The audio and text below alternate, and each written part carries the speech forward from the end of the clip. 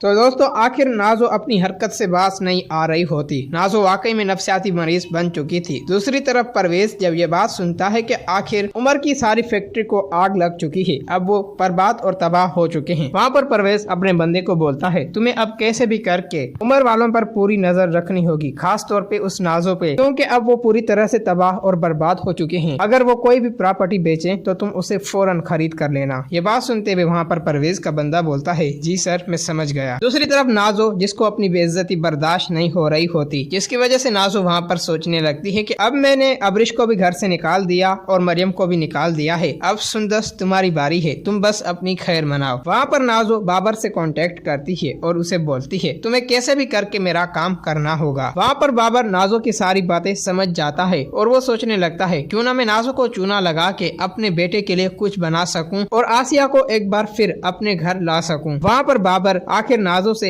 एक बड़ी डिमांड रख लेता है, जिसकी वजह से वहाँ पर नाजो बोलती है जो तुम चाहते हो मैं पूरा कर दूंगी, बस तुम्हें कैसे भी करके सुंदस को खत्म करना है। वहाँ पर बाबर बोलता है तुम बेफिक्र हो जाओ नाजो। वहाँ पर नाजो अपने घर के कागजात लेकर वहाँ से निकल पड़ती है और नाजो अपना घर सेल करने के लिए एक बंदे के पास आ जाती है और उसे बोलती है मुझे अपना घर सेल करना है। वहाँ पर परवेज का बंदा नाजो को बोलता है आपका काम हो जाएगा, बस आप हमें अपना घर विजिट कराएं। फिर दोस्तों वहाँ पर नाजो उन्हें अपना घर विजिट करा देती है और वो अपना घर सेल कर देती है। वहाँ पर परवेज बहुत ही खुश हो रहा होता है जब परवेज का बंदा उसके पास आता है और उसे बोलता है कि मैंने आखिर आपका काम कर दिया, मैंने नाजो से वो घर खरीद कर लिया है। वहाँ पर परवेज बोलता है मुझे आज बहुत खुशी हुई, अब मैं देखो किस तरह से नाजो को रोड पे लाता हूँ। दूसरी तरफ नाजो वो जाके पेमेंट आखिर बाबर को दे देती है। वहाँ पर बाबर नाजो को बोलता है नाजो मेरी आधी पेमेंट कहाँ पे है, जिसकी वजह से वहाँ पर नाजो बोलती है मैं तुम्हारी आधी पेमेंट तुम्हें बाद में दे दूंगी। वहाँ पर नाजो आखिर सुंदस और अरसल का उस बाबर को एड्रेस दे देती है। अगले दिन सुंदस और अरसल हॉस्पिटल से आ रहे होते हैं। वहाँ पर बाबर उन्हें एक साथ देखकर अच्छा मौका देखकर वहाँ पर बाबर सुंदस पे गोली चलाने लगता है, जिसकी वजह से वहाँ पर अरसल बाबर को देख लेता है और वहाँ पर अरसल सुंदस के सामने आ जाता है, जिसकी वजह से वो गोली अरसल के बाजू में लग जाती है, गिर पड़ता है। सुंदस वहाँ पर रो रही होती है। वहाँ पर बहुत सारे लोग जमा हो जाते हैं और वहाँ से बाबर भाग निकलता है। वहाँ पर सुंदस रो रही होती है और वो सुंदस सोचने लगती है कि आखिर ये सब कुछ क्या हो गया। राहिम को कॉल करती है और उसे बोलती है राहिम जल्दी से हॉस्पिटल आ जाओ, अरसल को गोली लग चुकी है। जब राहिम ये बात सुनता है वो बहुत ही परेशान हो जाता है। दूसरी तरफ उमर अपनी माँ के साथ बैठा होता है और वहाँ पर उमर बोलता है माँ सब लोगों को क्या हो गया है और आखिर सब लोग नाजो के खिलाफ क्यों हो गए हैं। उमर बेटा तुम्हें पता नहीं तुम्हारी नाजो बहन कितनी चालाक है, बल्कि उसने वाकई में और राहिम और अब्रिश के साथ बहुत ही गलत किया था, बल्कि वो राहिम को बोल रही थी कि तुम अब्रिश को तलाक दे दो, जिसकी वजह से वहाँ पर उमर बोलता है हाँ तो माँ इसमें गलत ही क्या है, जबकि रोहान ने हमारी बहन को छोड़ दिया है तो हमारा भी हक बनता है कि हम अब्रिश को भी छोड़ दें। ये बात सुनते हुए वहाँ पर सबात बोलती है तुम्हें क्या हो गया है, तुम तो अपनी बीवी मरियम खो चुके हो, अब क्या तुम अपने भाई राहिम को भी दरपदर करना चाहते हो। वहाँ पर उमर गुस्से से जाने लगता है। दूसरी तरफ नाजो जो कि फोन पर बात कर रही होती है बाबर को कॉल करती है और उसे बोलती है बाबर आखिर क्या हुआ, जिसकी वजह से बाबर बोलता है मुझे माफ कर देना। वहाँ पर उमर खड़ा ये सब कुछ सुन रहा होता है। वहाँ पर नाजो बोलती है तो बाबर क्या तुमने सुंदस को नहीं मारा, जिसकी वजह से वहाँ पर बाबर बोलता है मैंने सुंदस पे ही गोली चलाई थी लेकिन अरसल ने मुझे देख लिया, जिसकी वजह से वो गोली अरसल को लग गई। ये बात सुनते हुए वहाँ पर नाजो बोलती है क्या वाकई में अरसल भाई को गोली लग गई है, और वहाँ पर नाजो बोलती है बाबर ये तुमने क्या कर दिया, जिसकी वजह से वहाँ पर बाबर बोलता है नाजो इसमें तुम्हारी गलती है मेरी नहीं। उमर जब ये बात सुनता है उमर वहाँ पर बहुत ही हैरान रह जाता है और वो परेशान हो जाता है और नाजो को बोलता है क्या अरसल को गोली लग गई है। ये बात सुनते हुए वहाँ पर नाजो बोलती है जी हाँ भाई, उस सुंदस ने अरसल भाई पर हमला करवाया है। जब उमर ये बात सुनता है उमर जल्दी से अपनी गाड़ी निकालता है और वो हॉस्पिटल चला जाता है और वहाँ पर उमर आ जाता है और बोलता है कि राहिम आखिर अरसल को क्या हुआ। वहाँ पर सुंदस बोलती है कि अरसल को गोली लग गई है, बल्कि एक बंदा मुझे गोली मार रहा था। ये बात सुनते हुए वहाँ पर उमर को बहुत ही गुस्सा होता है सुंदस पर और उसे बोलता है मैं तुमसे बात कोई भी नहीं करना चाहता, बेहतर बात यही होगी कि तुम चुप ही रहो। वहाँ पर सुंदस चुप हो जाती है और वो राहिम से पूछता है कि आखिर क्या हुआ है। वहाँ पर राहिम बोलता है पता नहीं कौन बंदा था जिसने अरसल भाई पर हमला कर दिया। कुछ ही देर बाद वहाँ पर नाजो और नाजो की माँ आ जाते हैं। वहाँ पर नाजो आते ही सुंदस को थप्पड़ मारती है और बोलती है अगर मेरे भाई को कुछ भी हुआ तो मैं तुम्हें जिंदा नहीं छोड़ूंगी। तो दोस्तों वहाँ पर परवेज पुलिस इंस्पेक्टर के साथ आ जाता है और इंस्पेक्टर को बोलता है इंस्पेक्टर आप इसे अरेस्ट करें नाजो को। ये बात सुनते हुए वहाँ पर नाजो बोलती है ये क्या हो गया है परवेज तुम्हें। वहाँ पर उमर भी आता है और बोलता है परवेज ये सब कुछ तुम क्या बोल रहे हो। वहाँ पर परवेज बोलता है इंस्पेक्टर साहब ये रहे नाजो के सबूत। उमर तुम क्या समझते हो?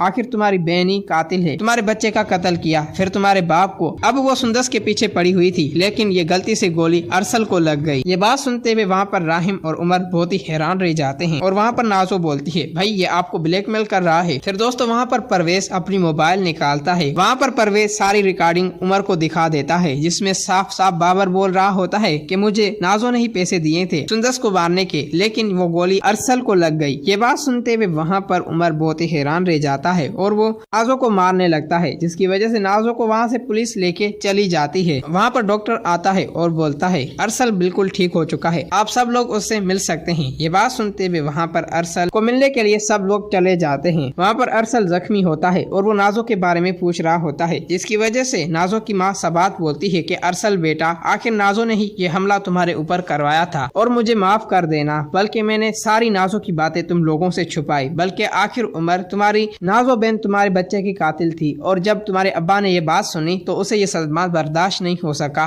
और वो आखिर इस दुनिया से चल बसे। उमर वहाँ पर रोने लगता है। मरियम और परवेज भी वहाँ पर खड़े होते हैं, जिसकी वजह से उमर आता है और वो परवेज को हाथ जोड़ लेता है और बोलता है, परवेज पहले तुम मुझे माफ करो, फिर मैं मरियम से माफी मांगूंगा। जिसकी वजह से वहाँ पर परवेज बोलता है, तुम मेरे गुनाहगार नहीं बल्कि तुम मरियम के गुनाहगार हो, तुम मरियम से माफी मांगो। फिर दोस्तों वहाँ पर उमर बोलता है, मरियम मुझे माफ कर देना, बल्कि मुझे पूरा यकीन है तुम गलत नहीं थी बल्कि नाजो गलत थी, लेकिन मुझे इस बात का अंदाजा नहीं था कि आखिर नाजो हमारे साथ ऐसा कर सकती है। फिर दोस्तों वहाँ पर उमर को जब अपनी गलती का एहसास होता है तो मरियम उसे माफ कर देती है। दोस्तों अगर आप लोगों को ये वीडियो अच्छी लगी है तो इस वीडियो को लाइक करें।